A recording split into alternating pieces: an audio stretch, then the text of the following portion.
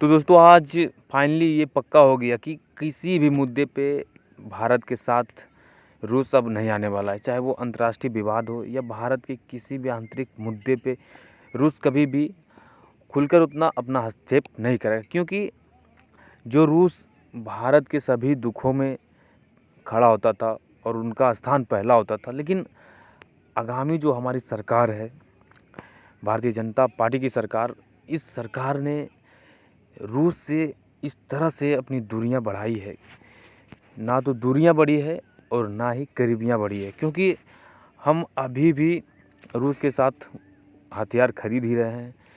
लेकिन रूस को लगता है कि भारत अमेरिका का साथ देता है और हमें अकेला छोड़ देता है, क्योंकि जब भारत को रूस की ज़रूरत थी तो उस वक्त रूस खुलकर किसी भी विवाद से बचते हुए पूरी दुनिया से लड़कर भारत का मदद करता था।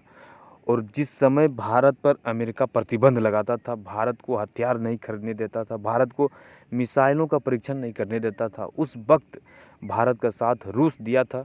तो कहीं ना कहीं हमारी सरकार से ये भूल हुई है, क्योंकि आज के समय में भारत के पास ऐसा कोई भी सच्चा दोस्त है नहीं जो भारत के साथ खुलकर खड़ा हो। और वो एक ही दोस्त था भारत का, रूस, वो भी भारत के हाथ से निकल गया है। क्योंकि दोस्तों आज रूस यूक्रेन समेत पूरे यूरोपीय कंट्री से लड़ रहा है, और उस समय भारत को रूस का साथ ना देकर कहीं ना कहीं अपने बयान से ही, लेकिन कुछ हद तक रूस को ऐसा महसूस हुआ कि वो अमेरिका के पक्ष में चला गया भारत। और यही कारण है कि आज जब रसिया के राष्ट्रपति व्लादिमीर पुतिन 5वीं बार वहाँ के राष्ट्रपति चुनाव को जीते हैं, तो उनका पहला जो राष्ट्रीय दौरा है, अंतर्राष्ट्रीय दौरा है, वो चीन है।